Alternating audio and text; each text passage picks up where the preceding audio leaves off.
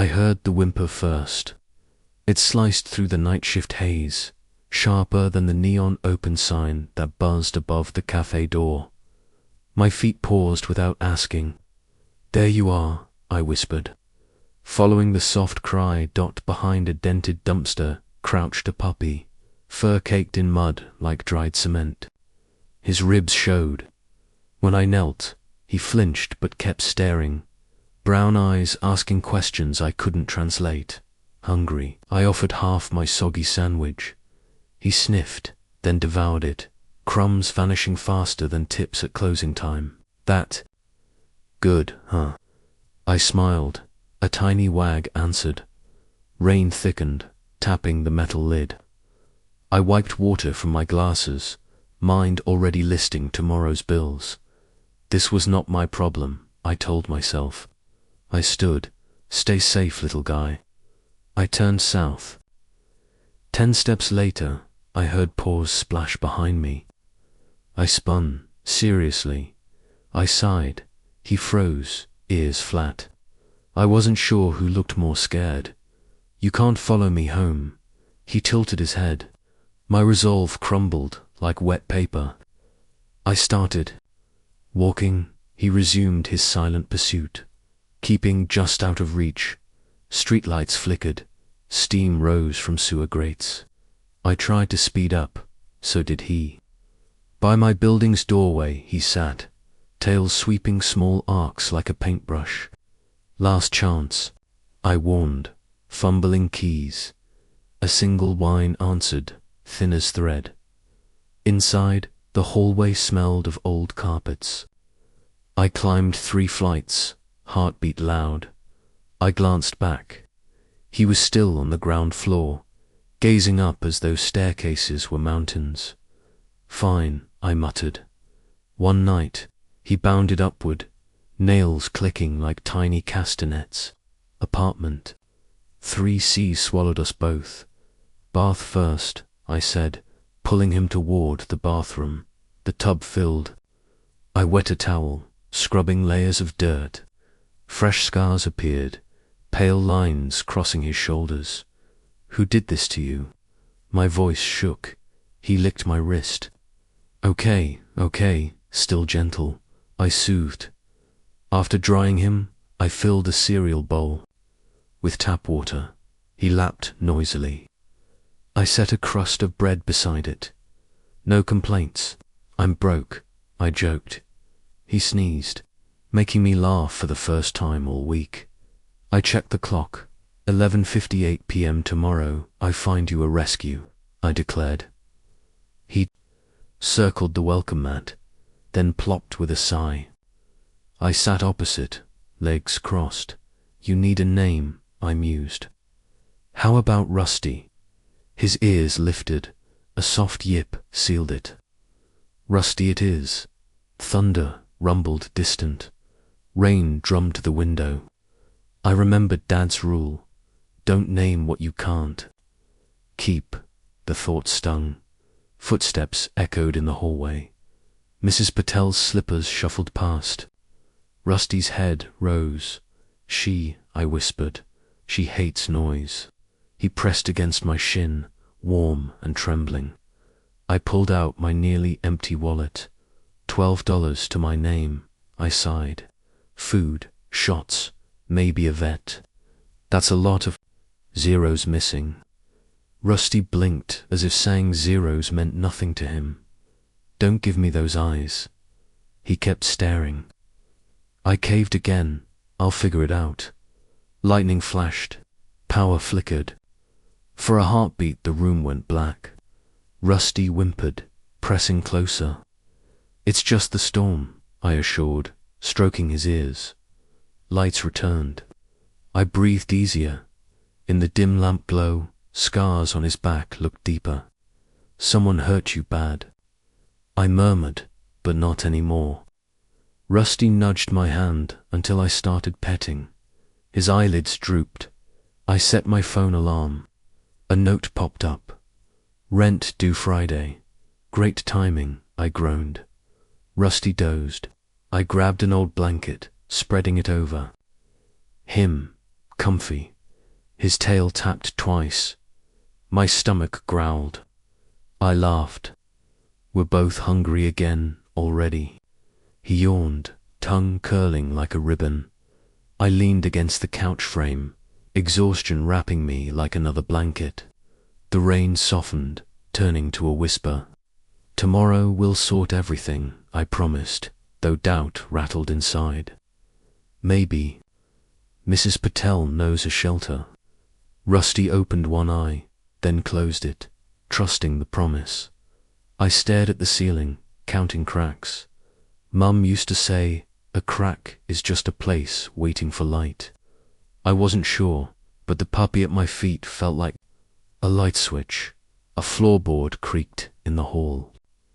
I stiffened, remembering how Mrs. Patel in 6B complained about every noise past 10. If she discovered Rusty, I'd face another lecture.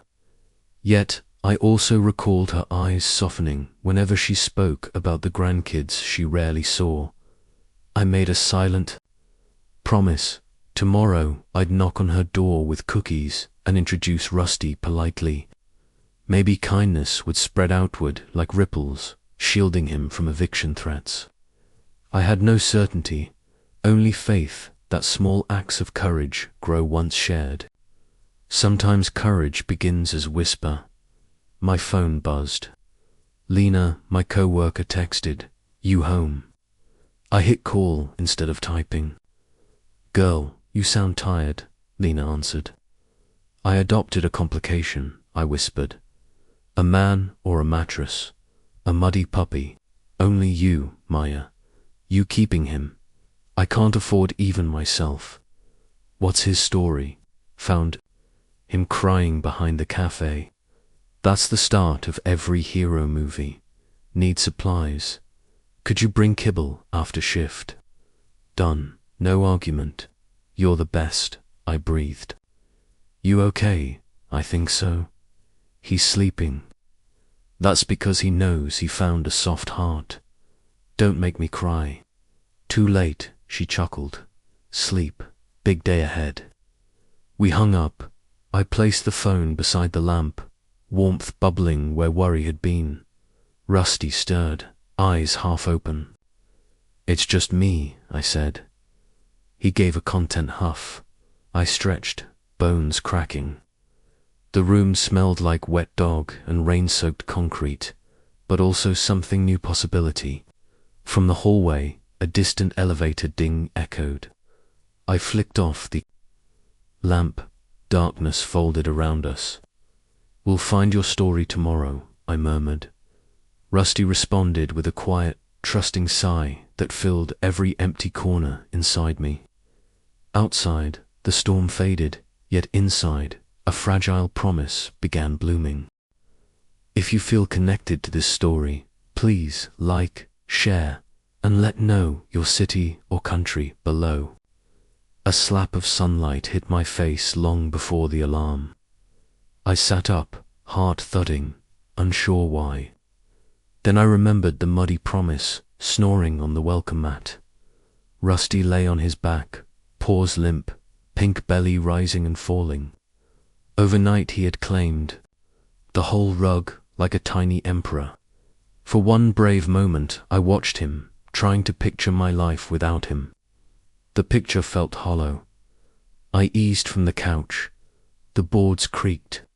Rusty's ears twitched, but he didn't wake. Good, I needed a plan before he opened those eyes. First task was food. The pantry held an onion, instant noodles, and hope. I cringed. He deserves better, I muttered. Footsteps thumped outside. Mrs. Patel's keys rattled. If she spotted a dog, the building would explode with complaints. I cracked the door. She shuffled past in slippers, carrying mail and suspicion. Crisis avoided barely. Rusty yawned, loud, rolled over, and saw me. His tail thumped a drumbeat. "Morning, trouble," I greeted. He bounded up, nails clicking, and crashed into my legs like living joy. I grabbed my coat. "We need supplies." He tilted his head. And bath time, I added. He pretended not to hear. Down 3 flights we crept. The hall smelled of burnt toast. At the exit, Rusty hesitated, sniffing yesterday's storm, still clinging to concrete. We stepped outside. The corner store buzzed with morning chatter. I tied Rusty's rope belt to a post. Stay, he whined 2 minutes. I rushed in, bought kibble, dish soap, and the cheapest towel. When I returned, Rusty stared at something across the street. A black SUV idled, engine humming. Its tinted windows reflected nothing. Unease slid down my spine. I untied Rusty and hurried home. Inside, I filled a bowl. Rusty devoured every pebble, stopping only to sneeze. While he ate, I ran bathwater. Steam fogged the mirror. The moment I lifted him into the tub, he panicked, scrambling for escape. Water sprayed everywhere. Easy, buddy, I soothed. He froze, trusting my voice. I lathered dish soap through his matted coat. Brown water swirled away, revealing cinnamon fur beneath. Then I felt them thin ridges crossing his back like cruel handwriting. My throat tightened. "Who hurt you?" I whispered. Rusty rested his chin on my wrist, eyes soft and sad. He didn't need words. The scars told the story. We rinsed, then I wrapped him in the new towel. He shivered, yet leaned closer, soaking through my shirt. In the mirror, I saw myself. Tired waitress, damp hair in a bun, holding a broken puppy like fragile glass. Somehow, the reflection looked stronger than usual. A knock startled me. I opened the door a crack. Mrs. Patel peeked inside, eyes widening at Rusty's wet head. "Dog?" she asked, one eyebrow climbing Everest. "Temporary," I lied, cheeks burning. She frowned. "Pets cost extra fee, I know. I'm figuring it out." Rusty wind. Mrs. Patel's stern face softened. She reached in, scratching his ear. "He is skinny," she sighed. "Need rice and chicken broth." Old remedy. She handed me a small bag. "For today." Then she left. Silk, sorry swishing. Kindness from unexpected corners squeezed my heart. Rusty wagged, proud of his charm. After lunch, instant noodles for me. Rice broth for him. We curled on the couch. I opened my notebook. Bills, rent, tips, vet visit numbers collided like bumper cars. My chest tightened. Rusty nuzzled my elbow. "I'm trying, kid," I sighed. My phone vibrated. Lena texted. "On break, found coupons for pet clinic." I smiled. Friends were lifelines. Afternoon drifted. Rusty discovered squeaky joy in an old tennis ball. He chased it across the tiles, skidding into walls, bouncing back unfazed. Laughter bubbled out of me, the first real laugh in months. But shadows lengthened. The SUV flashed across my mind. Why watch a tired waitress and her stray? Paranoia or warning? I closed the blinds early. Evening brought rain again, soft this time. Rusty curled beside me, nose under tail. I stroked his clean fur. The scars felt less angry now, yet they remained history etched into skin. I scrolled adoption sites, fees, forms, waiting lists. My savings screamed. Still, I bookmarked every page. "We'll make it," I told him. He lifted one eyebrow, unsure. But hopeful, someone knocked gently. I braced myself, opened the door. Lena stood, soaked, holding a small bag. "Delivery," she beamed. I hugged her. "You're crazy." I brought real puppy chow and flea drops. She spotted the neat apartment. "Smells like soap explosion." Rusty bounded over, tail wagging like a metronome. Lena knelt. "Hello, hero." Rusty licked her cheek. "He saved me too," I whispered. We shared tea while Rusty gnawed a chew toy. I recapped the SUV. Lena grew serious. "Maybe report plate." "I didn't catch it," I admitted. She frowned. "Be careful, Maya." "When?" She left. Night settled. I double-checked locks, heart-tapping Morse code of worry.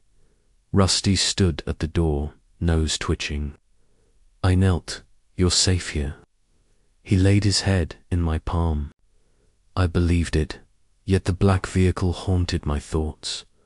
I set blankets in a cardboard box beside the couch. Rusty inspected, spun twice, then leaped onto the couch instead, pressing against my ribs. I laughed softly. "Fine, couch it is." Lights off, room blue in city glow. I listened to Rusty's breathing, steady beats in the quiet. I thought of scars, empty pantry, and a landlord's fee, but also of kindness bags and laughter. Hope and dread sharing the same apartment. My last thought before sleep was a promise. Tomorrow, the vet, no matter what. Rusty deserved a name tag, a clean bill, and a life without bruises. Outside, the hallway went silent. Inside, a new chapter. Waited with eyes wide open. As I drifted off, I heard a faint growl from the hallway. Low and guttural, not Rusty's sound at all. It faded, but it curled inside my dreams like smoke, promising tomorrow's trouble of fear and warning. Rusty and I barely slept. The storm of the night before had faded, yet his ears kept twitching like tiny antennas catching every secret sound. Around 2, the elevator dinged again. I held my breath. Footsteps crept, stopped outside our door, and the knob rattled a single click. Rusty exploded into a low growl. "Quiet," I whispered, gathering him, but his body vibrated with warning. A shadow blocked the faint hall light under the threshold. 2 sharp metallic scrapes followed, as if a tool dug at the lock. My heart pounded so loudly I feared it would answer for me. I cleared my throat. "Who's there?" the question quavered. No reply, only a sudden silence too heavy to breathe. Then soft retreating steps dissolved down the corridor. Rusty barked twice, fierce and certain. We stayed awake on the couch, listening to the refrigerator hum and the walls settle. Rusty refused to close his eyes, nose pointed at the door as though a soldier on night watch.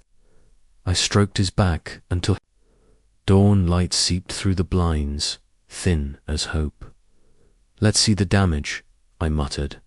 I stood and unwedged the chair. Rusty pressed beside me. Morning revealed ragged gouges around the lock plate, fresh splinters littering the doormat. These weren't puppy scratches. They were long, deep, and hungry, as if someone had dragged a metal claw. Rusty sniffed the wood, wind, then stared up at me for answers I didn't have.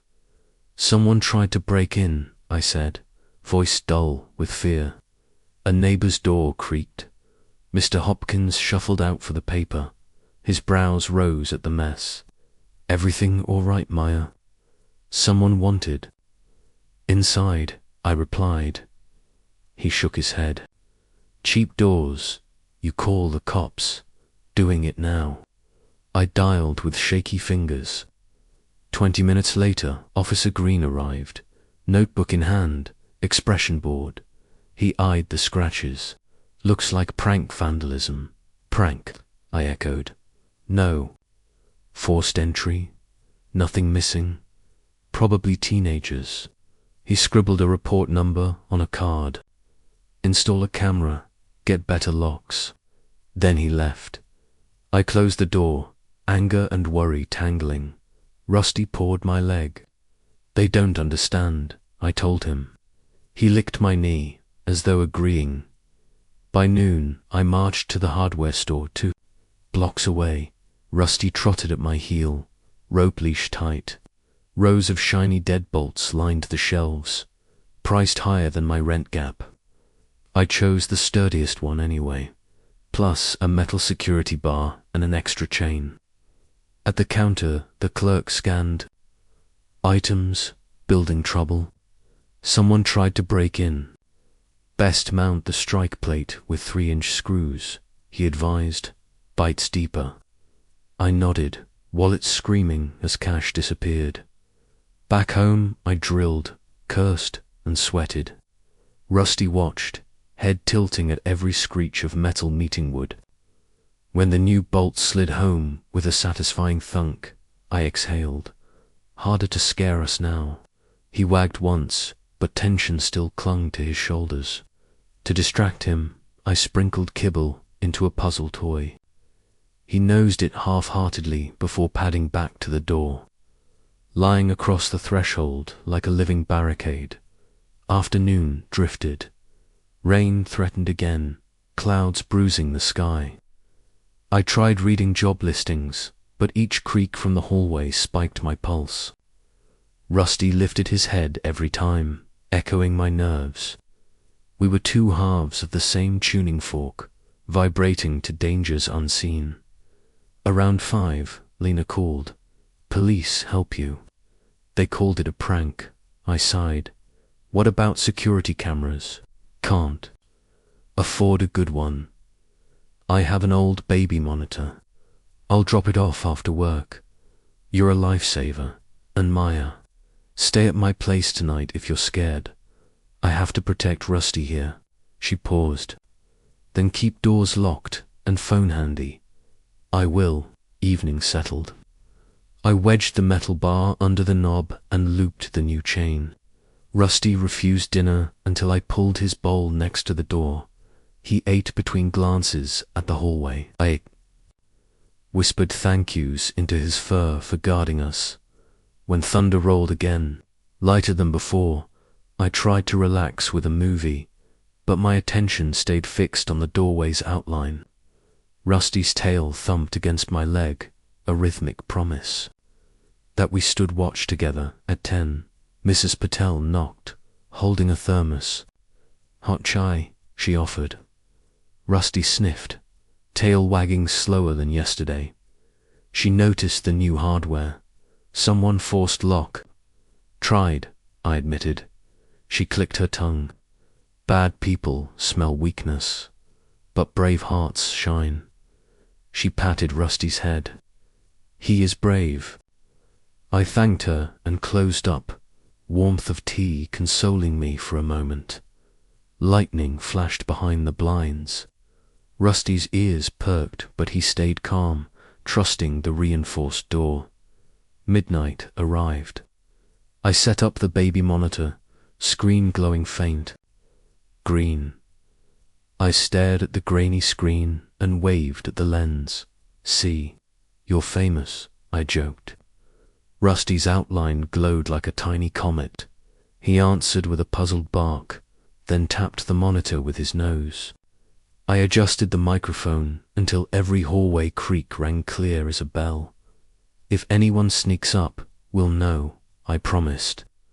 Rusty settled, satisfied with the new WATCHTOWER. As rain tapped the window, I realized my fear had changed shape. It no longer felt like helplessness. It felt like armor made from bond and resolve. Whoever scratched our door hadn't counted on a scrappy waitress and her scarred hero, reinforcing each other. I clicked off the lamp. Darkness pressed in, but my heartbeat remained steady. Rusty raised his head once, sniffed the quiet, then laid it down again, the new lock gleaming beside him like a silent oath. If danger returned, we were ready to answer with teeth, bolts, and growing courage stitched by every scratch we'd already survived. Sleep finally drifted in. Rusty woke me before sunrise, nose cold against my ear.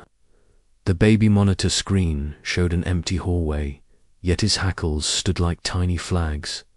I checked the reinforced deadbolt. It held firm. "We're still safe," I murmured, though my pulse argued. Today was vet day, the moment we might learn why strangers wanted him so badly. We hurried through drizzle to Dr. Alvarez's clinic. Halfway there, the familiar black SUV rolled from a side street.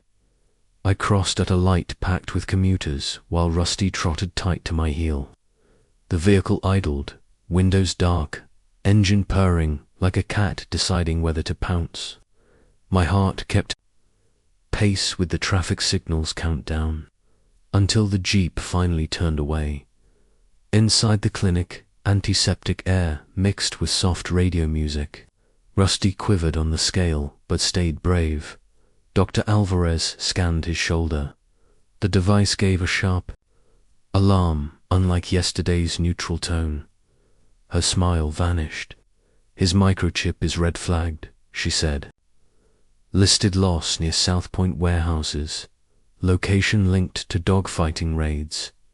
Iron settled in my stomach. Rusty leaned into me, eyes wide. "Can they force me to give him back?" I asked. "Only through legal claim," she replied, "and legitimate owners rarely stalk in black SUVs.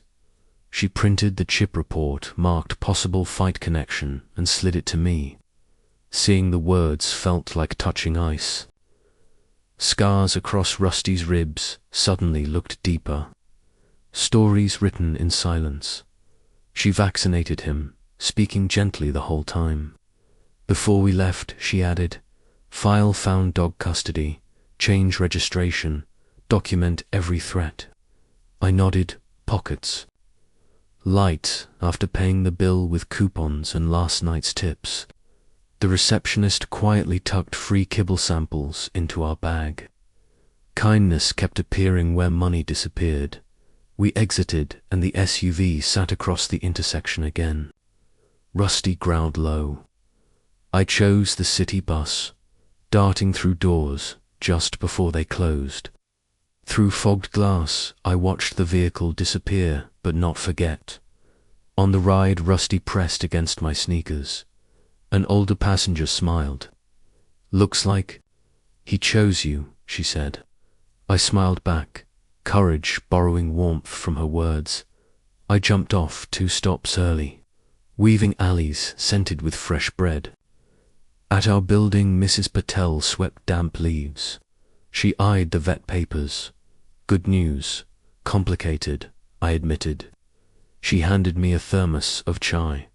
"Drink, then plan," she instructed. Orders never sounded so soothing. Inside bolts latched. Couch pushed tight to wood. Rusty drank water and stationed himself beside the door like a small soldier. I opened the report. Every line screamed danger. Rage uncoiled. Fear tried to match it. I opened my laptop and began an online police report, attaching photos of Rusty's scars and the license number. I'd finally caught on the Jeep bumper. Mid-afternoon thunder rolled like distant drums. The hallway camera flickered. A blurry shadow crossed, then vanished. My phone buzzed. Lena texted, "Plate number checks to Shell Company." I answered, filing now, eyes open. She replied with a muscle emoji, and the word fight.evening spread gold along the floorboards. Rusty ate rice broth, while I watched the hallway feed. A soft scrape at the door froze us both. An envelope slid under, footsteps retreating fast. Rusty barked once, deep. I opened the note. "We want our dog back." My hand shook. I photographed it for evidence, then stuck it to the fridge where fear could stay visible, not hidden. I called. "Lena, they threatened us again." "I'm fetching pepper spray and a spare phone," she said. No arguments. She would arrive tomorrow. Tonight was ours alone. I shoved the couch harder against the door and wedged a broom handle under. the knob like a spear. To steady myself, I played fetch with Rusty in the hallway. We laughed him with squeaks, me with shaky breath, but joy punched holes in the gloom. Afterward, I researched custody laws, 30-day found notices, vet affidavits, adoption fee. Every step cost money, but surrendering cost my heart near. Midnight, I drafted an email to Channel 9's investigative reporter titled Illegal Dog Ring Lead. I attached the chip report, SUV photo, and threat note, then hit send before doubt could claw it back. Sometimes courage is one finger pressing a key. Exhaustion finally bent my knees. I lay on the floor beside Rusty, back against the fortified door. Rain drummed steady reassurance. Rusty's new nylon collar gift from a volunteer faintly in the monitor's glow. It held no engraved tag yet, only promise. I stroked his ears. "They won't hurt you again," I whispered. Rusty sighed, settling his head on my chest. In that heartbeat I understood bravery was not a roar, but to vulnerable creatures choosing to stand their ground. Somewhere down the hall the elevator chimed. Boots echoed, stopped, then retreated. Rusty's tail twitched, but he stayed silent, trusting the barriers we had built together. Sleep crept over us like a blanket sewn from fear, fury, and fragile hope threads strong enough for tonight to keep the darkness outside. Before sleep claimed me, I set my phone to record audio. Screen face down on the doormat. If anyone rattled the handle tonight, I wanted proof louder than splinters. Then I dialed animal control, left a breathless message. Microchip flagged, threats made, please advise. My voice shook, yet the words lined up like soldiers, memories of Dad's old beagle drifted back, how he'd said, when you protect something smaller than you, you grow bigger inside. Holding Rusty now, I felt that stretching, ribs aching with brand new size. I whispered the quote to him. His ears flicked, as though he recognized wisdom traveling through time. Finally, I logged on to the neighborhood forum, posting a brief alert about the black SUV and suspicious notes. Within minutes, strangers replied, "We'll keep watch." One offered a spare motion light, another promised to walk past our door during night shifts. Community, stitched overnight, wrapped around us like extra locks. Morning returned slower than hope. Rusty and I woke to the baby monitor's green glow, its speaker whispering only the hum of the hallway heater. The phone on the doormat had captured 8 hours of nothing, except one soft scrape at 210A.m. I replayed it 3 times. The sound was tiny, like a key brushing metal, yet it chilled me worse than thunder. Rusty pressed his nose to the door, tail stiff. "It's okay," I whispered, even though we both knew okay was a guess. I stuffed the threat note into my jacket pocket, clipped the rope leash on his bright red collar, and slipped into the corridor. Mrs. Patel's motion light flicked on, bathing us in gold. She peeked out, handed me a tiny whistle. "Blow hard if trouble," she murmured. I nodded gratitude outside. Dawn fog hugged the street. Rusty sniffed puddles, but his ears kept swiveling, radar for danger. We headed toward the corner grocery. My plan was simple: milk, bread, and courage. Halfway there, tires hissed behind us. The black SUV edged from an alley, rolling slow enough to read my heartbeat. Rusty growled, hackles rising like storm clouds. Turned down Maple, pulse racing. The SUV idled, then followed at a crawl. I tried to act casual, waving at an empty mailbox, but my hands shook. "Just keep walking, buddy," I muttered. He stayed glued to my knee, every muscle tense. We reached the grocery entrance. A delivery truck blocked the SUV's path, forcing it to swing around. I rushed inside, hiding between cereal aisles while Rusty sat under the cart. My reflection in the cooler door looked pale and angry. An employee asked, "Need help?" I answered, "Just shelter, thanks." He didn't laugh. I bought our essentials, plus an extra pack of batteries for the monitor, using the last of Lena's tip money. When we stepped back outside, the street was clear, but my nerves stayed on edge. On the walk home, Rusty kept glancing over his shoulder. At Birch Street, he stopped cold, nose twitching toward a narrow alley I'd never noticed. He barked once, sharp. "Not today," I sighed, tugging the leash. He refused, planting paws like anchors. Rain began as a mist. "Fine, show me." He led me into the alley, stepping around broken glass and old posters. Halfway down, he froze, staring at a drain pipe.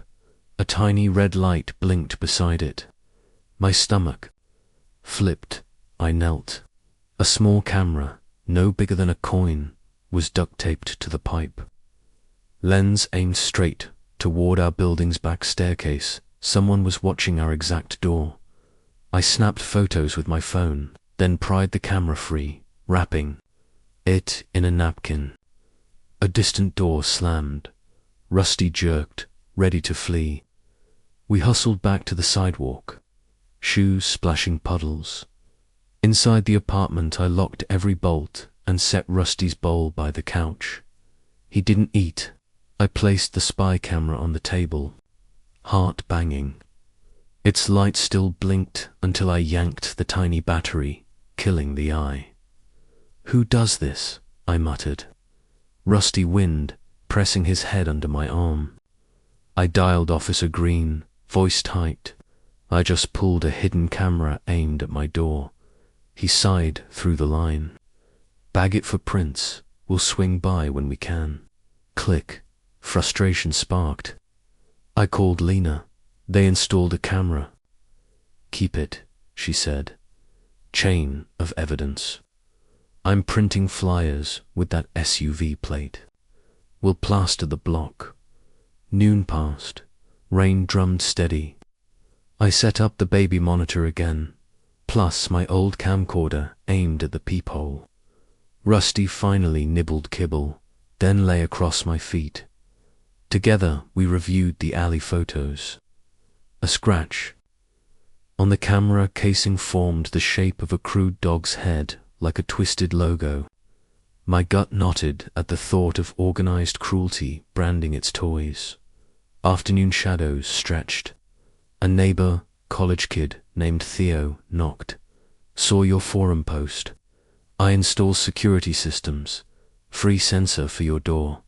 I nearly cried. He wired a magnetic alarm that chirped whenever the knob turned. "It's loud," he warned. "Good," I answered. Evening brought Lena with pepper spray and 2 flashlight keychains. She hung a flyer in the lobby. "Have you seen this SUV?" Rusty greeted her with grateful licks. She noticed the dismantled camera. "They're escalating," she said. "So are we," I replied. After she left, I brewed chai, lips trembling on the mug rim. Rusty dozed, but twitching paws told me he chased nightmares. I uploaded alley photos and camera images to the reporter. Subject line: proof of surveillance. Night deepened. The new door sensor blinked green. I closed the blinds, yet kept one slat raised so Rusty could watch the street. Somewhere a siren wailed, fading into city hum. I knelt beside him. "Tomorrow we visit the warehouses," I whispered. His tail thumped, half scared, half brave. Around 2, rain paused. From the couch I heard light footfalls in the stairwell, then a soft cough, as if someone waited for a signal. Theo's door creaked open above us, and a shoe scraped metal. The cough vanished. Minutes later, police sirens circled 2 blocks away, fading slow into the distance. I laid my sleeping bag against the door, forming a human shield. Rusty curled at my chest, nose tucked under my chin. I set an alarm for 5, then slipped the metal whistle round my neck. Just before sleep, a car engine growled outside, then died. Headlights swept across our ceiling, painting brief stripes of white.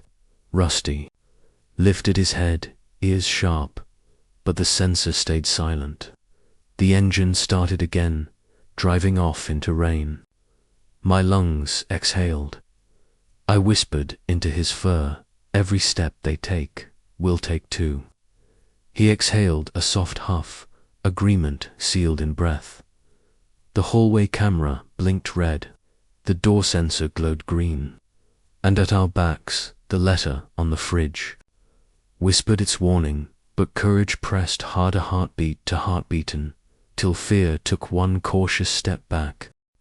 Rusty jolted awake first, ears cocked toward the hallway speaker that now clicked with static instead of the usual soft hum. I blinked at the clock for 42 a.m. and caught the metallic scent of ozone drifting through an open window I knew I had closed. My phone's power light, usually bright, glowed a sickly red, then died. The apartment had lost electricity. Outside, thunder rolled like distant drums marching closer. Rusty growled low. "Power's out," I whispered, rising from the sleeping bag. The magnetic door sensor showed one steady green blink, still armed. I edged to the window. The street lamps were dark. Only lightning lit the wet pavement in strobe flashes. Down on the curb, the black SUV idled, headlights off. I swallowed and texted Lena, but the message failed. Reception left with the lights. Rain started, fat drops hammering the sill. Rusty paced, nails tapping nerves into the floorboards. I grabbed the pepper spray, slipping the whistle around my wrist. A boom of thunder masked a louder crackwood. Splitting, the door jerked inward against the deadbolt. Rusty lunged, barking thunder of his own. The security alarm shrieked, high and furious, but without power its siren faded to a choked wail. A heavy body slammed again. Screws screeched free. "Go away," I yelled, voice shaking. I raised the spray. The door exploded inward, chair skidding.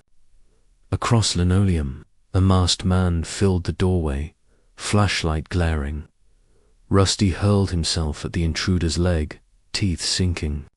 The man swore, swinging a bat. It struck Rusty's side. The puppy yelped but bit harder. Everything happened fast and slow. I sprayed, the mist caught only darkness. Another figure rushed in, grabbing Rusty's scruff. "Get the mutt," he barked, voice deep, rough. Rusty snapped, drawing blood. The first man kicked, knocking air from my lungs. I fell, head ringing. Lightning flashed through the room, revealing chaos-toppled couch, shattered lamp. The second man stuffed Rusty into a canvas sack despite his thrashing. "Move," he grunted. They retreated into the hall. I crawled, fingers scraping splinters, shouting Rusty's name. My whistle found my lips. One desperate blow that sliced the storm. Footsteps pounded downward, stairwell door slamming. I stumbled. After them, heart crashing louder than thunder. In the stairwell, a battery lamp pulsed. The kidnappers reached ground level, Rusty's muffled barks echoing. I chased, adrenaline ignoring pain. Outside, rain sheeted sideways. The SUV's back. Door flung open. A flashlight swing blinded me as they shoved the sack inside. Tires screeched. I reached the curb just as the vehicle fishtailed, splashing water across my jeans. Rusty, My scream vanished under the storm. I ran anyway, legs burning, but the SUV devoured distance, tail lights disappearing past shuttered shops. Bare feet slipped on soaked asphalt. I collapsed to my knees, taste of metal in my mouth. Sirens wailed blocks, await too late. Mrs. Patel appeared under a dripping umbrella, robe clutched tight. "Child, what happened?" she cried. "They took him," I gasped. "They took Rusty." She knelt, ignoring rain. "We call police." Now, neighbors spilled from doorways, drawn by alarm and storm. Theo sprinted up, camera in hand. I caught some on recording, he said, breathless. I nodded, unable to speak. Back upstairs, flashlights revealed wreckage. The front door hung, shredded, hinges dangled. Officer Green arrived with 2 patrol cars, finally believing. Video from Theo's sensor showed masked men, but a license plate hidden under mud. I gave every detail, the sack, voices, direction. Green's eyes softened. "We'll issue an alert for the dog," he promised. "You did nothing wrong." Rainwater pooled across the floor. I shivered, empty arms aching where Rusty belonged. Lena burst in, soaked, hugging me. "We'll find him," she vowed. I stared at Rusty's overturned water bowl. The small red collar tag lying lonely on the rug snapped free in the struggle. I picked it up. The word "loved" glinted weakly under flashlight beam. My hand closed around it like a vow. "You broke them," I whispered to the tag, voice cracking, "but you didn't break us." Through the shattered doorway, the storm raged on. But inside me, a colder storm gathered, one of fury, grief, and unbroken resolve. Tomorrow I would hunt that SUV through every alley and warehouse until Rusty came home. The electricity blinked back to life, lamps flickering over ruined furniture. My phone chimed with Lena's missed messages. I dialed the reporter, voice steadier than I felt. "They took my dog tonight," I said. "I have footage. Will you help expose them?" Her answer was instant. "Yes. Come at dawn." Detectives arrived 20 minutes later, snapping photos of the broken frame, dusting the bat for prints, and sealing the sack's torn fabric in an evidence bag. Theo replayed his clip frame by frame until we caught 3 shaky letters on the mud-smeared plate. 6v7. Officer Green typed them into his tablet. "Good," he said, shoulders squaring. "We'll trace every SUV that matches." I asked how long. "Hours, if we're lucky," he admitted. "That's too slow," I muttered. Lena squeezed my hand. "Then we move fast on our end." She helped me stuff clothes, documents, and the whistle into a backpack. The landlord taped plastic over the doorway, shaking his head. I promised rent plus repairs once Rusty was safe. Back at Lena's apartment, I filmed a short plea on her phone. "If you see a brown puppy with stitches and a scar across his shoulder, message me. His name is Rusty. He is family." My voice cracked, but I kept recording until hope outweighed shame. We posted it to every feed we knew, then waited in silence for someone, somewhere, to recognize my brave little dog. Dawn painted the streets grey as I stood outside Channel 9 with a borrowed coat clutched tight. The reporter, Ms. Jensen, pushed through the glass doors, ponytail swinging like a metronome of urgency. "Show me everything," she said. I played the stairwell video, the spy camera, the shredded door. Her jaw set hard. "Same tactics we saw last year near the docks," she muttered. "They move animals before each raid. We have one day." We squeezed into her sedan. Thunderclouds drifted overhead, mirroring the heaviness in my chest. She called a sauce, rattling off the partial plate. Rusty's red tag rested in my palm, cold where his warmth belonged. 30 minutes later, her phone buzzed. Warehouse. Row, South Point District, she relayed. My pulse kicked. South Point sat on the river's edge, half-dead factories and full whispers. She offered me water. Police will follow, but we'll scout first. I'm coming. You were attacked. Last night, they stole my family. She glanced at my bruised cheek, then nodded. Seatbelt. We rolled past shuttered shops. Every distant bark stung. We parked 2 blocks from South Point's fencing. Beyond twisted chain-link rows warehouses, windows black with plywood-like blind eyes. We ducked under a gap, mud squelched, under shoes still damp from stormwater. Fresh tire grooves led to Building 7. A familiar SUV waited by the ramp, engine ticking. I tasted copper fear. Inside. Fluorescent lights flickered over cracked concrete. We crept along a corridor smelling of bleach and sorrow. Rusty's distinctive yelp rose sharp, punching air like a flare. My knees wobbled.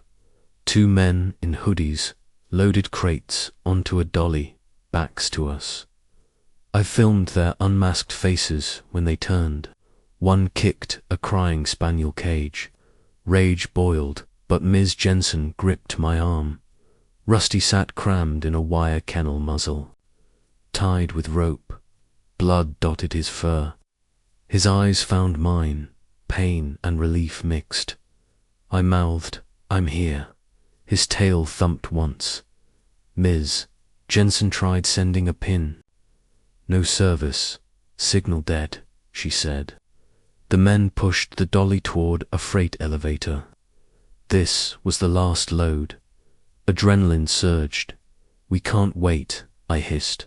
She eyed a breaker box. "Kill lights, cause chaos." I nodded while she slipped behind boxes. I edged toward Rusty, counting heartbeats. Dogs sensed hope, whines rose. The nearest man snarled, "Shut them up." He stalked closer. I froze behind a pillar. The basement plunged into black. Ms. Jensen had flipped the switch. Dogs erupted. A flashlight beam slashed darkness. I crawled, hands scraping grit, reaching Rusty. The rope muzzle fell apart when I tugged. "Hold on," I whispered, picking the padlock with Lena's bobby pin. Click. The door swung. Rusty slithered out, legs shaky but spirit fierce. I hugged his neck for one beat. Flashlight glare found us. Hey, a bat smashed the empty cage. Rusty lunged, teeth flashing. A yowl followed. The light dropped, bulb popping, in Spark's eye. Dragged Rusty toward the stairwell, Ms. Jensen waved from the landing, phone now blinking bars. Sirens wailed outside, growing louder. "Move," she shouted. We raced up as the elevator clanked, thugs chasing daylight. We burst into cold air. Patrol cars screeched, lights spinning red and blue hope. Officers swarmed. Rusty leaned against me, trembling. I shielded him. Officer Green jogged over. "Your tip saved 30 dogs," he said, respect softening his eyes. Animal control vans lined up, cages ready for freedom. Ms. Jensen handed over her footage. "Faces, voices, cruelty," she said.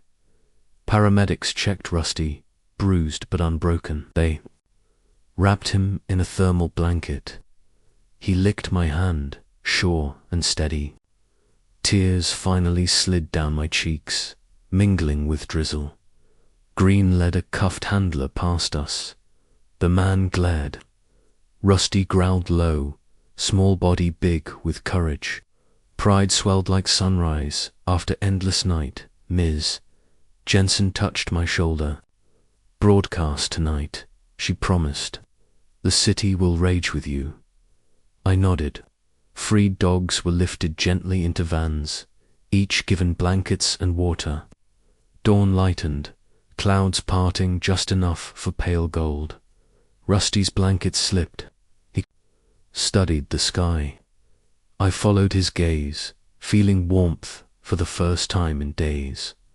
Green returned. Ride with animal control for checks, then statement downtown. I lifted Rusty, heart pounding. A volunteer opened the van door. Inside, rescued dogs whimpered, tails wagging timid unity. Rusty pressed his nose to their cages as if telling them storms can pass. I whispered, "Home soon, Braveheart." He rewarded me with a tired yet triumphant wag. As the doors closed, sirens faded, replaced by the hum of an engine carrying us toward safety. Truth and the justice we clawed through darkness to find. A bitter wind swept from the river, carrying the smell of rust and rope. Shattered bottles crunched underfoot, each pop loud in the hush. We pressed against cracked brick, waiting while truck doors slammed deeper in the yard. A security light buzzed, painting everything sickly yellow. I counted breaths, willing my hands to stop shaking. Miss Jensen passed me a spare flashlight. "Only if you must," she warned. I pocketed it, already feeling its weight. Somewhere nearby, a gull cried, hinting at dawn even as grey darkness still ruled the riverfront dot. Inside, the hum of dead machinery echoed. Water dripped, matching my pulse. The smell worsened urine, bleach, fear. Dogs scratched metal floors, nails clinking like keys. My anger sharpened, carving away any doubt about breaking laws to break chains. When officers flooded the lot, workers from nearby factories gathered behind tape. Some gasped, others filmed. A grey shepherd limped out, on a blanket carried by medics. Applause erupted, small yet fierce. Hope is loud when it finally finds a microphone. As the van pulled away, Rusty rested his head in my arm, finally closing his eyes. Rain eased, tapping softer, almost like applause from the sky.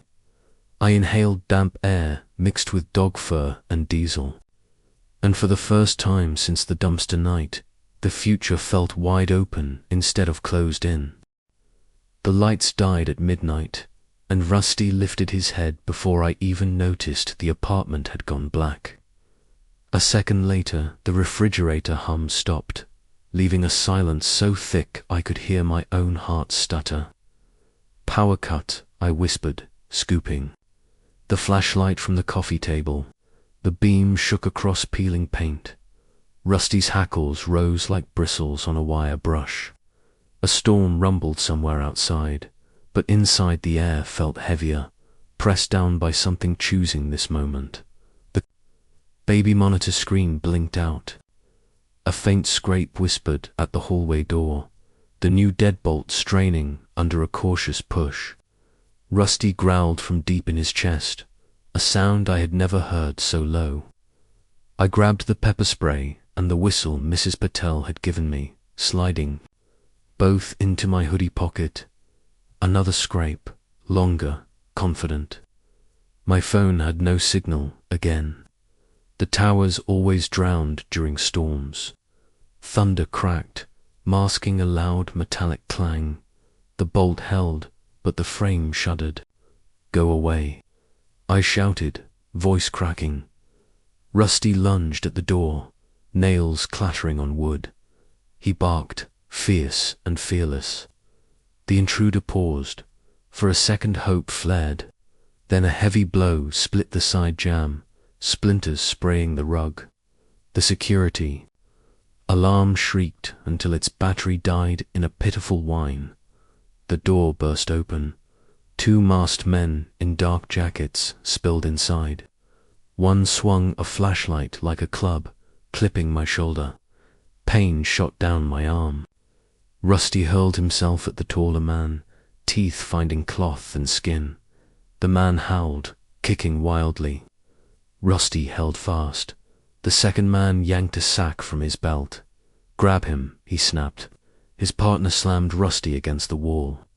The puppy squealed, but kept fighting. The first man yelled, "Little beast," and swung again. Rusty's grip slipped. The second man looped the sack over Rusty's head, cinching a cord tight. "No," I lunged, spraying pepper in their faces. Mist hung orange in the flashlight beam. Both men cursed, eyes watering. Rusty's muffled barks thumped inside canvas. I tried to pull the sack free, but the taller man shoved me hard. My back hit the table. Glass crashed around me. They bolted for the hallway, carrying the struggling bundle. I blew the whistle once, shrill, as a train brake. Doors opened up and down the hall, people shouting questions. The kidnappers pushed through them, swinging the flashlight like a weapon. I stumbled after, barefoot over broken glass, yelling Rusty's name. Stairwell lights were also out. The men's footsteps hammered metal treads, echoing like gunshots. I followed the sound, gripping the rail with trembling fingers. On the next landing, Theo appeared with a baseball bat. They went down. I gasped. We charged together. Wind shoved rain through a cracked window, turning steps slick. At the ground floor, the exit door banged against brick. Outside, headlights. From the black SUV flared. The back door yawned open. Rusty's cries tore through the night. Theo sprinted first, bat raised. The driver revved the engine. One kidnapper dove into the back seat, hauling the sack. The other turned to swing the flashlight. Theo blocked, but the beam cracked, sending sparks. I grabbed the sax cord, screaming Rusty's name. The driver hit the gas. Tires screeched on wet asphalt. The second kidnapper jumped in, dragging me a step before I lost grip. The SUV fishtailed away, water spraying like shrapnel. I chased until my lungs burned, then tripped, knees slamming pavement. The whistle still hung from my neck, useless now. Sirens howled in the distance, summoned by neighbors. Theo helped me stand. Rain soaked us, mixing with tears I didn't remember starting. "Plate," he barked. I stared after the SUV, catching 3 smeared numbers, 6V7. Theo repeated them aloud, locking them into memory. Police cruisers roared up. Officer Green jumped out, eyes wide at the ruin. "They took the dog," I sobbed. "They broke in, hurt him, hurt me. Plate 6V7. Green radioed the number. EMTs checked my shoulder, pressed gauze on cuts. I pushed them away. "Find Rusty," I begged. Green squeezed my uninjured arm. "We'll flood every camera in the city." Mrs. Patel arrived under a bright umbrella. She wrapped it around my shaking frame, whispering, "This storm will pass." Her steady grip kept me upright while photos flashed. Theo handed officers his phone. Shaky footage showed the men, the SUV, the license smear. Detectives arrived soon after, photographing every gouge in the frame, dusting the flashlight shards for prints, and marking blood droplets Rusty had left on the wall. One officer, freckles across her nose, knelt beside me with a clipboard. She asked for every detail. The timing, the voices, the smell of their jackets. Writing everything down made my hand shake harder, yet each word felt like building a bridge back to Rusty. When I finished, the officer tucked a card into my palm. "Call any time," she said, eyes fierce. "We're not letting them vanish." The promise steadied my breathing. giving the storm outside a crack of clear sky. Hope felt fragile, but it flared brighter than the severed power lines outside my window. Back upstairs, water pooled on broken floorboards. The couch sat twisted, door split in two. Rusty's collar tag lay near the threshold, the word loved. Gleaming under emergency lights, I pocketed it like a vow carved in metal dot. Lena barged in minutes later, face pale. She gathered a bag of clothes, laptop, phone chargers. "You're staying with me," she insisted. I didn't argue. The apartment felt like a crime scene, not a home. Before leaving, I stared at the empty space where Rusty always waited. My voice cracked, but held. "I will bring you back," thunder answered, rolling across the sky like a drumbeat of war. I stepped through the ruined doorway into rain that tasted of metal and promise. The hunt for Rusty had begun, and I would not stop until his heartbeat was safe against mine again. Rusty's collar tag warmed my fist as dawn slid through Lena's blinds. I hadn't slept, replaying footage frozen on the plates 6v7 each, flash a kick to the heart. Lena set coffee down. "You can't chase them alone. I have to," I said. "Alerts don't comfort a dog in a cage." Theo burst in, glasses fogged. "Shell Company, South Point Warehouse. My cousin saw vans after midnight. Show me." Lena blocked the door. "Those men used bats." "I'll bring evidence, not fists." She handed her phone and a power bank. "Signal me fast." Theo's scooter coughed across town. Rusty's tag clinked with my keys, a metal heartbeat.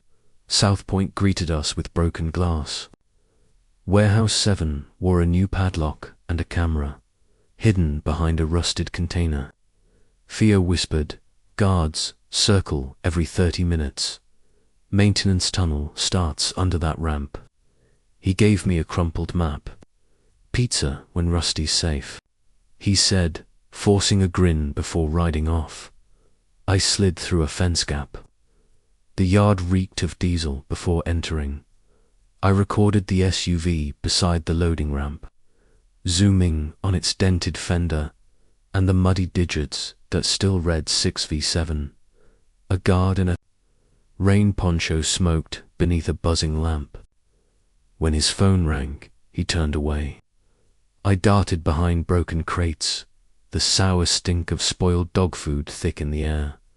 A side door stood unlatched. I mouthed a shaky count: 1, 2, 3, then slipped through, keeping low behind barrels. Labeled cleaning acid. Inside, fluorescent bulbs buzzed, some sputtering out, leaving patches of gloom. Loud rock music echoed from a radio, masking my steps. Plywood corridors guided me deeper. Arrows, spray-painted with a snarling dog and a dollar sign pointed downward. I filmed it all, hands shaking. Light leaked from a cracked door. Cages stacked. 3 high trembled with spaniels, terriers, a one-eyed husky. A burlap sack twitched on a table. A muffled whine slipped out. A man in a leather vest barked, "Load the fresh bait downstairs." Another hefted the sack. Rusty's stifled yelp split my chest. They lumbered toward an iron stair. I followed 2 breaths behind into a basement that smelled of rust and wet straw. They dumped the sack into a cage, loosened it. Rusty's eyes found me. His tail thumped once before a plastic tie muzzled him. Footsteps faded upstairs. The room settled into whimpers. I tried the latch locked. Rusty licked my fingers through wire. "I'm here," I whispered. A greased-mudged teen appeared, clutching keys. "Name's Danny. They ignore me." Cameras blind for 5 minutes during loading. He pressed a key into my palm. "Free him later.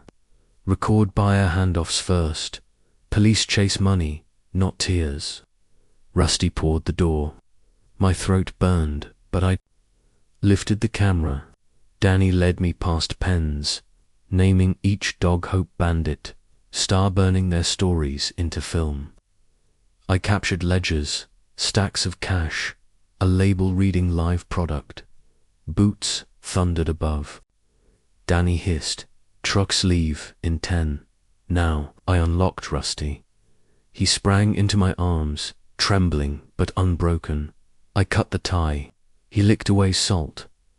Danny opened a grate into a drain tunnel, reeking of algae and river water. We crawled. Rusty shuffled. Between us, behind, voices shouted, camera feeds dead. A gunshot rang, sparks skipping off pipe. Rusty flinched, but kept moving. The tunnel spat us onto a riverbank. Sirens wailed, drawing nearer. Danny pointed at the service road. "Run. I'll brief the cops. Come with us. I'll slow you.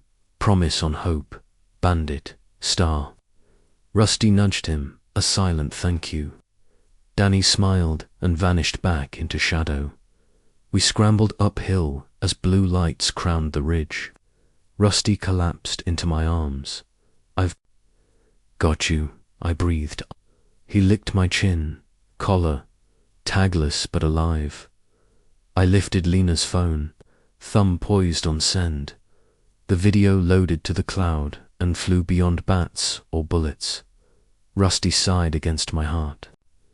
Dawn cracked pink over the river, gentle as mercy. Behind us, sirens converged, boots pounded, and chains rattled open as officers freed the others. Rusty's ears perked at each cheer. For the first time since that dumpster night, he closed his eyes at last without fear, trusting tomorrow. Sirens wailed louder as officers poured into Warehouse 7. Red and blue lights splashed across wet concrete. I kept one arm around Rusty while animal control crews lifted cages into vans. Dogs yelped, tails wagging even through pain. Hope was noisy tonight. A medic pressed gauze against the cut on Rusty's shoulder. "He'll be sore, but no bone break," she assured. My knees weakened with relief. Rusty licked her glove, earning a smile before she bandaged him. Close by, Miss Jensen filmed every face. "Evidence from rescue to arrest," she said. Her voice stayed steady, but her eyes shone with anger. 2 officers dragged the man in the leather vest from the loading bay.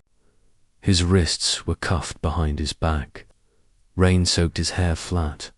He saw me and sneered. Rusty growled, the sound deep and clear. I tightened my grip. Officer Green strode over. "We traced the shell company. It ties to 3 closed rings." He reported, "Tonight ends their run." I nodded, words stuck behind tears. Inside the warehouse, the second team shouted, "Clear." But then a crash rang out. A hidden door had opened behind a stack of pallets. Another handler bolted, swinging a metal pipe. He aimed for Ms. Jensen's camera. She ducked. The pipe smashed a crate instead, splinters flying. Green reacted first. He grabbed the man's arm. They struggled under the leaking roof. The handler broke free, sprinting toward the ramp. Rusty jerked from my grasp and chased, bandage flapping like a brave flag. "Rusty, no," I yelled, racing after him. Rain slicked the ground. The handler slipped, regained footing, and turned the pipe on Rusty. My heart froze. Rusty skidded, yet kept charging. The handler swung. A flash of tan fur met metal. Rusty bit the pipe, teeth clanging. Pain flashed in his eyes, but he held firm, buying time. I reached them and pepper-sprayed the man's face. He screamed, dropping the weapon. Green tackled him, cuffing wrists with practiced speed. Rusty released the pipe and limped to me, pressed against my legs. Shaking but proud. "You saved me again," I whispered, stroking his damp fur. He gave a weary wag. Paramedics hurried over, checking both of us. Rusty's new wound was a bruise, not a break, thank the stars. They offered a small stretcher.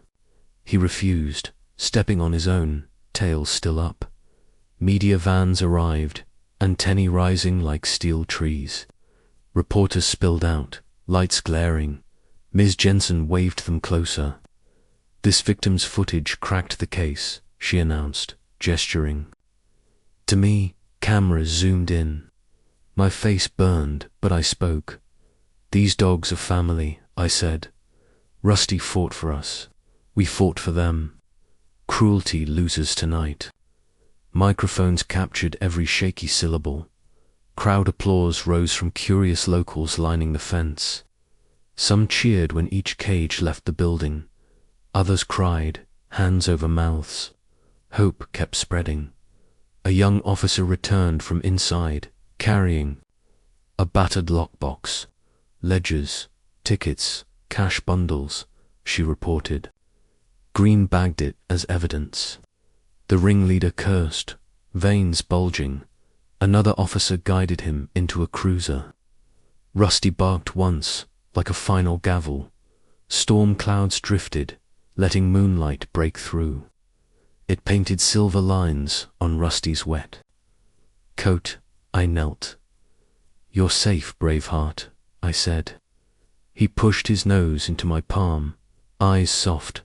Animal control leader, Ms. Gomez, approached. "We have space at the shelter, but given the bond, you can complete adoption forms tonight if you wish."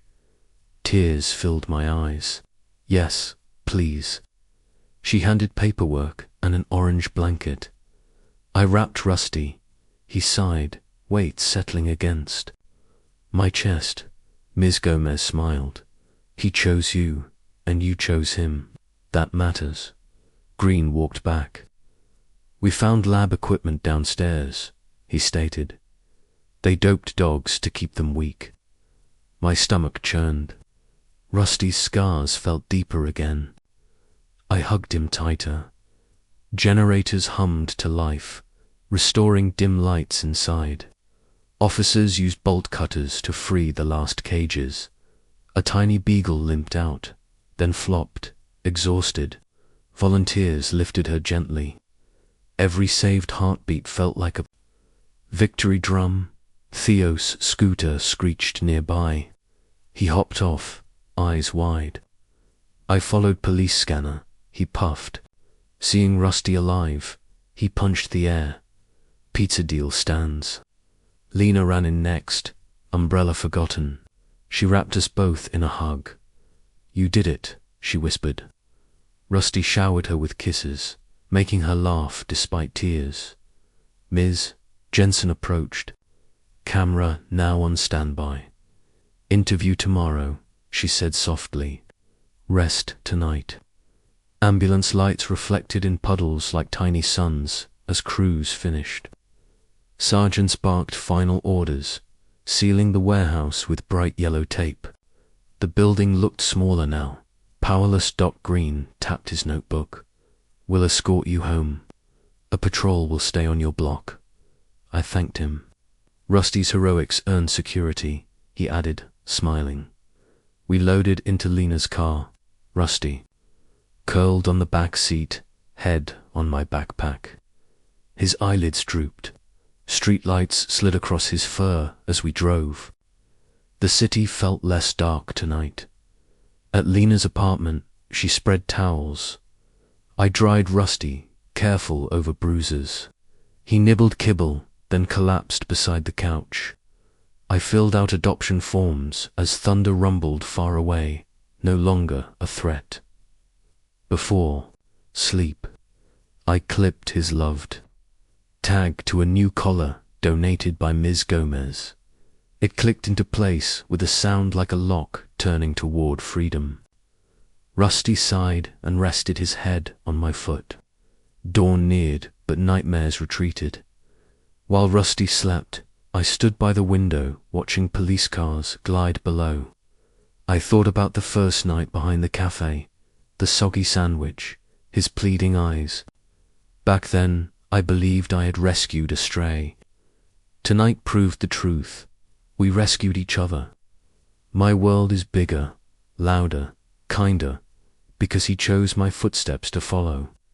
I closed the curtain, whispered goodnight to every freed dog, and finally, let peace inside. I whispered into the quiet room, chains broke tonight. Rusty's tail tapped once, a soft drumbeat agreeing that our future had already begun. Weeks later, the morning sun slides over the repaired porch of my new apartment like a quiet blessing. Rusty sprawls beside the potted marigolds, bandage long gone, belly catching warmth he once only dreamed about. His red tag clinks against the wood each time his tail sweeps. The sound reminds me that scars can become medals. I sip chai and glance at the neighborhood newsletter on my phone. A headline reads, "Local hero dog shuts down illegal ring." Below it, Ms. Jensen's article shows Rusty in a bright orange blanket. Eyes shining proof that courage can fit inside a small frame. Footsteps echo on the stairs. Mrs. Patel appears with a tin of biscuits. She sets it down, smiling at Rusty. "For the brave one," she says. Rusty noses the lid, tail thumping. I laugh. "He'll share, I promise." She squeezes my shoulder, then heads off humming. Lena's car pulls up. She waves a stack of official papers. "Adoption finalized," she declares. My heart lifts. Rusty trots down the steps, meeting her halfway. She kneels, scratching behind his ears. "Welcome home for good," she tells him. Theo follows on his scooter, balancing a pizza box. Celebration breakfast. He grins. Rusty catches the pepperoni, scent, and barks approval. We gather on the porch, sun spilling over us like confetti. Between bites, I recall the night I first heard Rusty's whimper behind the cafe. The memory no longer feels like fear, but like the first chord of a song that finally resolved. Theo raises his soda. To second chances, he toasts. We clink cans. Rusty trots to the sidewalk where a little girl and her father stand. She holds a handmade card with crooked letters. "Thank you, Rusty." The father explains, "You saved our beagle. She's home now." The girl kneels, offering the card. Rusty licks her hand gently.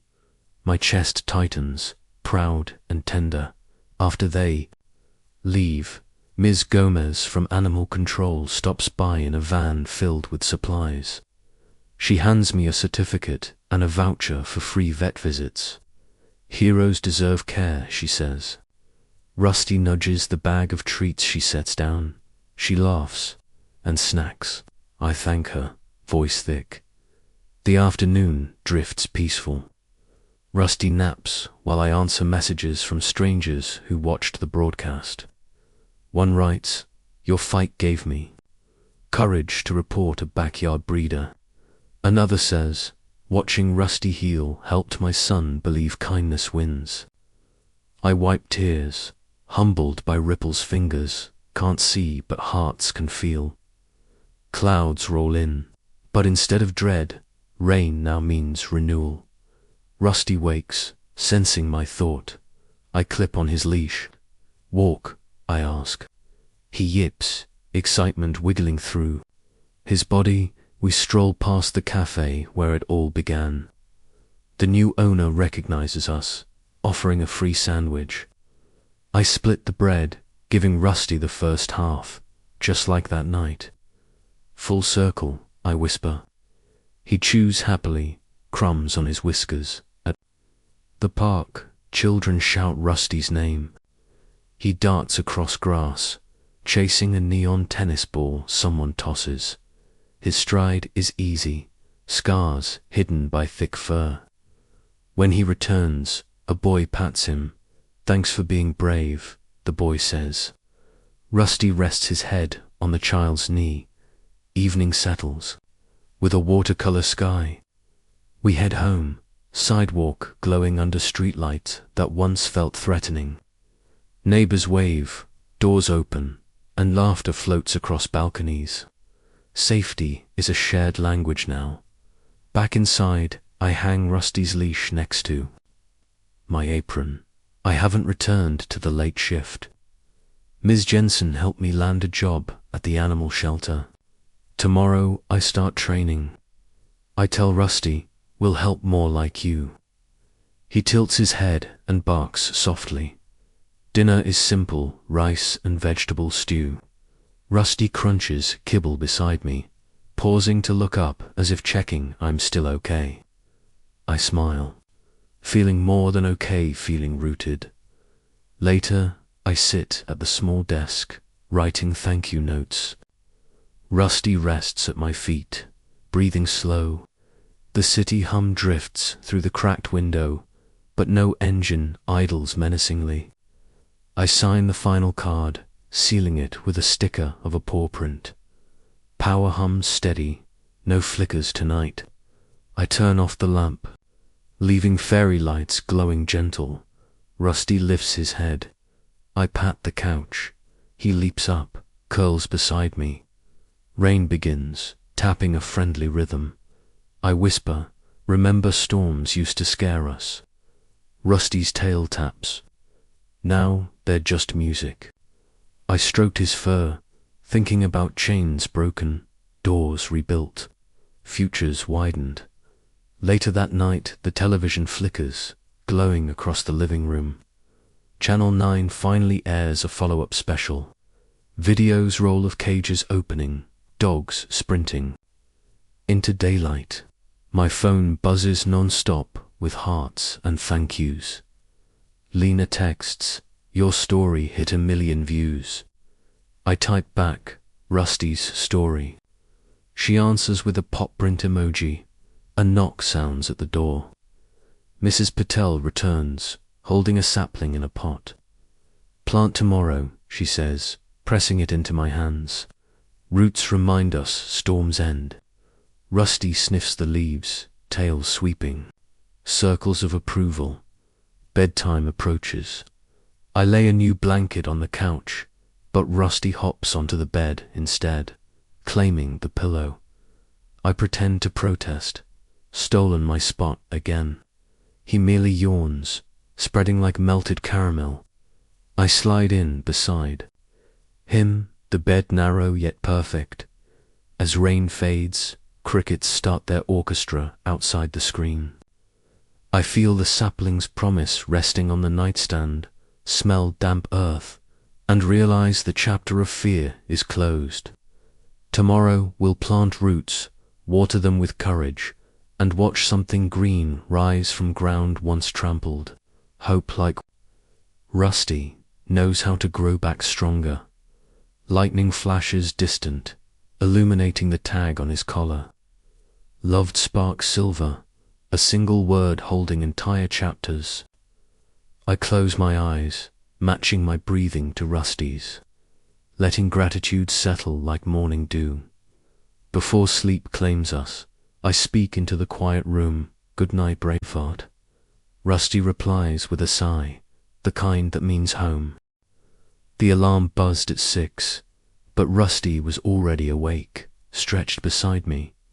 Yesterday's rain had scrubbed the city clean. I rubbed sleep from my eyes, amazed that no dread lurked in the quiet. Rusty licked my cheek, tail sweeping encouragement. First day, I whispered. He hopped down and trotted to the door, nails tapping a marching beat. I pulled on jeans, the shelter's green t-shirt and the sturdy shoes Lena lent me. Rusty poked his head through the leash loop himself, hurrying me along. We stepped into a hallway filled with gentle morning light. New neighbors smiled. One kid waved and called, "Hi, hero, dog." Rusty accepted the praise with a modest wag. Outside, dew glittered on parked cars. The cafe owner handed me 2 sandwiches, fuel for champions, she said. I thanked her, giving Rusty the first half. A ritual that felt like good luck armor. The walk to the shelter took 15 minutes. Along the way, mural artists painted rescued animals leaping from broken chains. One artist nodded. You inspired this wall, buddy, she told him. Rusty barked once, tail high dot at the gate. Ms. Gomez greeted us, ready to change more lives. She asked. Inside, rows of kennels echoed with hopeful barks, and Ms. Gomez guided me through duty's fresh water. Clean bedding, gentle words. Rusty followed like an assistant, offering calm through the bars. Dogs settled at his presence, ears relaxing, tails thumping. During break, I signed the last adoption form. Ms. Gomez stamped it. He's yours forever, she said. I clipped the document inside my journal beside the threat note. Contrast, stark and satisfying. A call crackled over the intercom. Group visit arriving. We hurried to the lobby where a class of 5th graders spilled through the doors. There, teachers said they were studying kindness projects. Ms. Gomez whispered, "Can you handle the tour?" I swallowed nerves and agreed. Rusty trotted at my heel as I led the kids. Every animal here has a story. Some parts are scary, but the ending can change because of people like you. One boy pointed at Rusty's scar. Did that hurt? I nodded. Yes, but courage and care healed him. In the play yard, 3 gentle dogs greeted the class. Laughter rang when Rusty performed sit, paw, spin. A shy girl with a purple cast asked to pet him. Rusty rested his head on her lap. She smiled, tears glittering. Her father mouthed thanks. After the group left, Ms. Gomez said, "You turn pain into hope." I blushed. Rusty does most of the magic, I answered. Near noon, Theo rolled up. With pizza, staff gathered in the break room. Lena arrived, dropping off blankets. Rusty soaked up attention, stealing crust bites. My phone buzzed. Detective Ochoa updated me. The ringleader pleaded guilty this morning.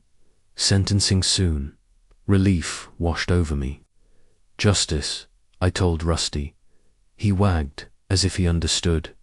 Sunlight angled through kennel windows, casting gold stripes. I knelt. Beside Maple, a trembling terrier. Rusty sat near, showing calm. Slowly, Maple touched my fingers. Victory glittered in that small step. At closing, Ms. Gomez handed tomorrow's schedule. Think about training Rusty as a therapy dog, she suggested. I looked at him, his ears perked. We'll try, I said. The walk home felt lighter. Kids on bikes zoomed past. Rusty trotted proudly. Clouds drifted pink above rooftops. Back on the porch, Mrs. Patel watered our sapling. Tiny leaves unfurled. She pressed a bell into my hand. Hang near door. Good luck, I clipped it. Its chime rang soft dot inside. I set dinner simmering. The RADIO reported rising adoptions since the raid. Hope's ripple reached us. After we ate, I opened the balcony door. Rusty lay at my feet while I wrote in my journal. Courage grows when shared. City lights blinked alive, not as threats, but as windows filled with stories. Nights settled. Wind tinkled the porch bell. Rusty hopped onto the couch. I joined him, blanket over both. Ready for more adventures, I whispered. Rusty's eyes fluttered, tail wagged once. Beyond the glass, the sapling swayed, roots gripping deeper, leaves reaching higher just like us. The apartment clock ticked steady. Peace felt practiced. I closed my eyes, heart sinking with Rusty's breathing, confident tomorrow's page would begin with safety, service, and the simple joy of a dog who chose love and never let go. Just as sleep brushed my eyelids, my phone vibrated again.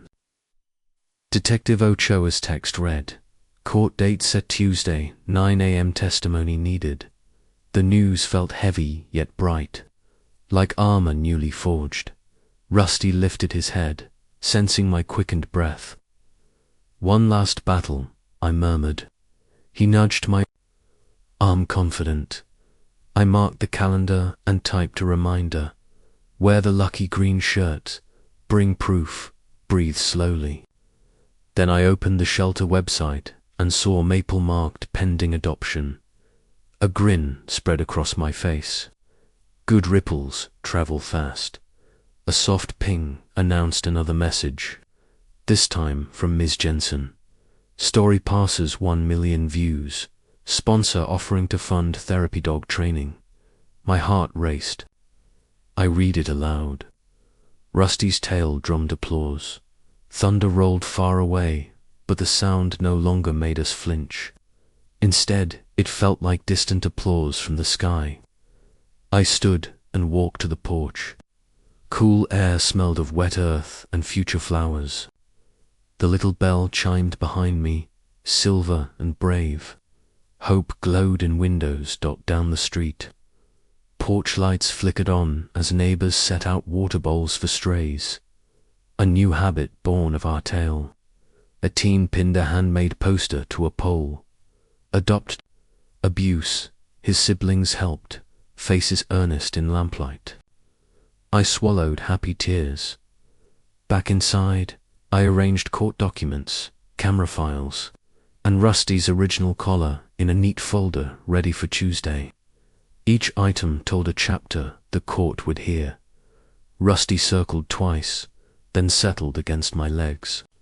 Sleep finally returned, soft and certain, wrapping us both in the peaceful promise of tomorrow. Court day dawned clear and cold, the kind of morning that makes breath look like smoke signals. Rusty and I walked to the station for our escort, his red tag clinking with every step, a tiny drum reminding me to be brave. My lucky green shirt felt too small around the chest, full of nerves. Officer Green greeted us at the curb. "Ready, champ?"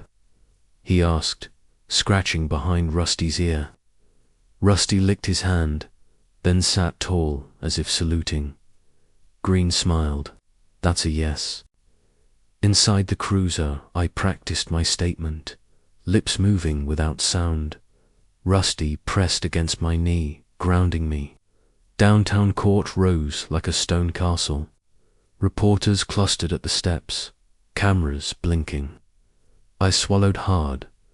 Ms. Jensen appeared, microphone in hand. "Do you want to speak now?" she asked. I shook my head. "After justice," I whispered. She nodded, stepping aside. In the marble hallway, Rusty padded on polished floor, claws clicking. People parted, whispering, "That's the hero dog." A little boy in a suit tugged his mother. "Can I pet him?" he asked. She looked at me. I knelt, Rusty, gentle. He offered small fingers and Rusty sniffed, tail swishing slow.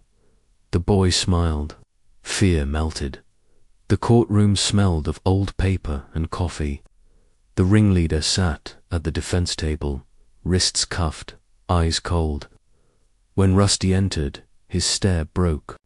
For a second, that tiny wind steadied me. Judge Morales took the bench, grey hair under black robe. "State versus Callahan," she announced. The prosecutor outlined charges: animal cruelty, kidnapping, assault. Each word felt like a hammer on stone. My turn came. I walked to the stand, heart racing.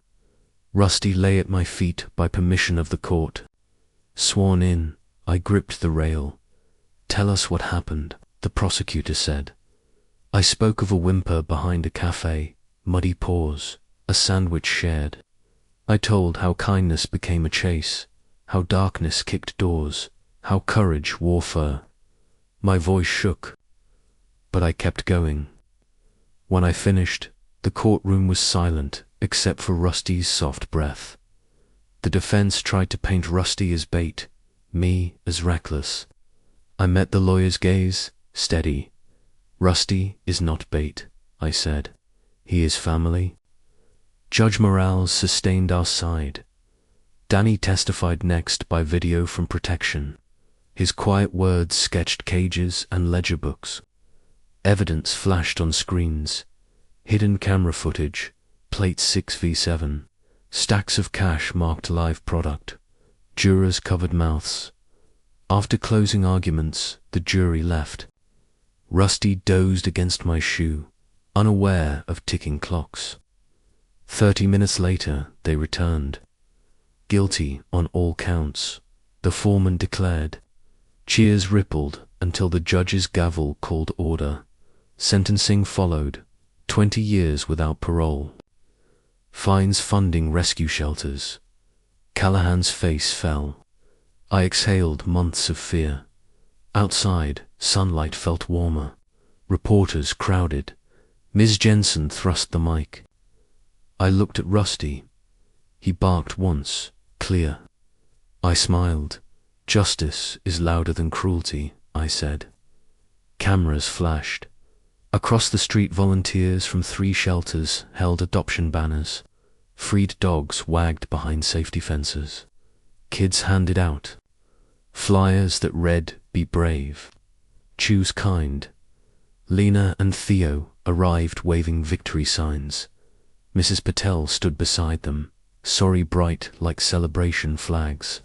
She pressed a jasmine flower into my hair. Storm ended, she whispered. We escorted Rusty to the community park where a wooden stage waited. City Council awarded him a silver tag engraved hero. As the mayor clipped it beside Loved, Rusty sneezed, making the crowd laugh through tears. Back home, the sapling outside our door bore new buds. I hung the court badge on its stem like a tiny medal. Rusty sniffed the leaves, then licked my hand. That evening we visited the shelter. Maple trotted out with her new family, tail spinning. The shy girl with the purple cast waved, brandishing a healed wrist. Look, no brace, she shouted.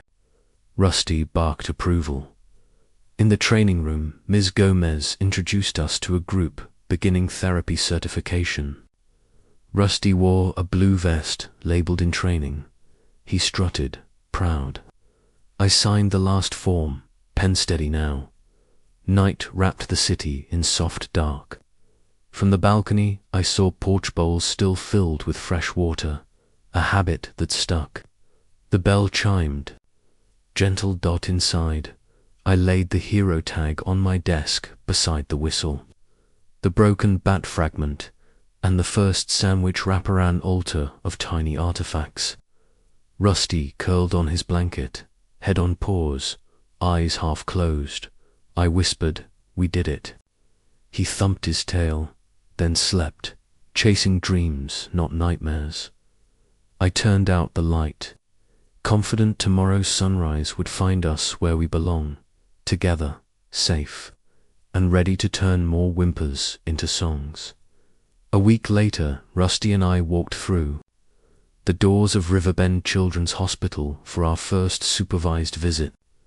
The corridors smelled of soap and crayons. Nurses led us to a playroom where murals brightened every wall. 12 children circled a craft table, 4 poles standing like thin trees beside them. Rusty paused at the threshold, sensing the delicate energy. I knelt. Gentle, I whispered. He stepped forward, ears relaxed, tail wagging slow. A boy named Marco, bald from chemo, stretched a small hand. Rusty leaned in, licking his knuckles. Marco giggled, sound bright as chimes. Around the room smiles blossomed. We stayed an hour. Rusty listened to secrets, collected tears, and sparked laughter. Before we left, a nurse murmured, That's the first time Marco laughed this month. My throat tightened. Outside, spring air smelled of wet soil and promise. Rusty trotted beside me, vest fluttering. Each step planted another seed of courage. Back home, the sapling's buds had opened into pale blossoms. I snapped a photo, captioning it, "Growth everywhere." As moonlight rose, I traced Rusty's scars, now hidden beneath healthy fur. They told a story, but did not define him.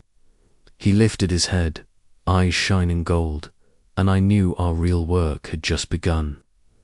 Hope echoed in every quiet hallway. Did this story touch your heart? Give it a thumbs up, share it around, and drop your location in the comments.